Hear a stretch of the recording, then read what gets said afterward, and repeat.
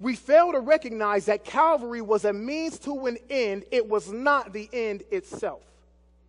Way too many Christians stop at the cross. We fail to ask the question, why? Why did God offer up everything he had? His only begotten son as a sacrifice.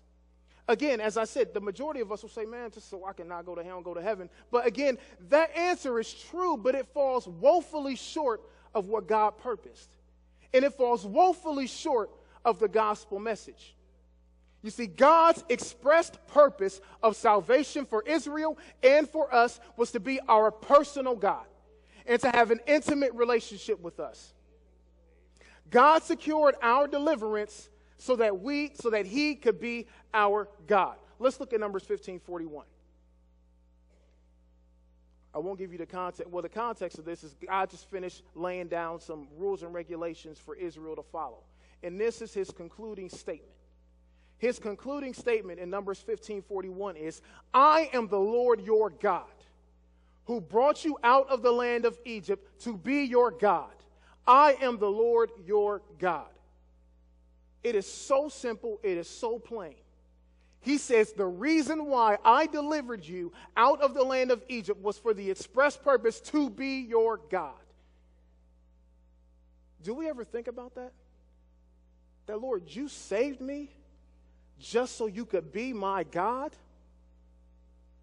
See, the wrathful plagues on Egypt and the wrath God poured out on his son Jesus in our place were necessary simply for Jehovah, the holy, perfect creator of the universe, to be our God.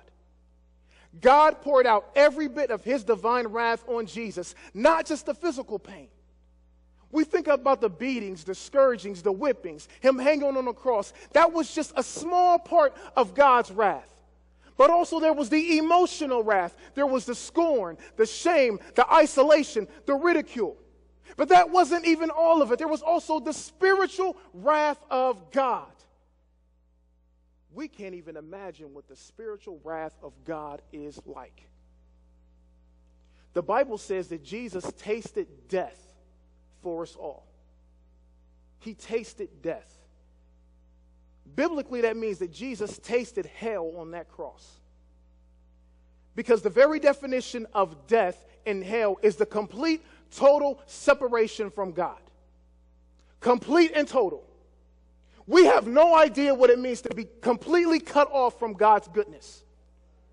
We have no idea what it's like to be completely cut off from all that makes God God. All of his provision, all of his mercy, all of his sanity, all of his justice, all of his provision. We have no idea what that is like. God poured out all of his wrath on his son.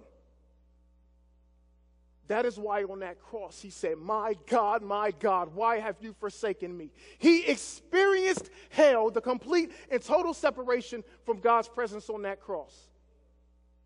Why else would he sweat blood in the garden? As he looked forward, knowing that I am going to take the full and complete and total wrath of an almighty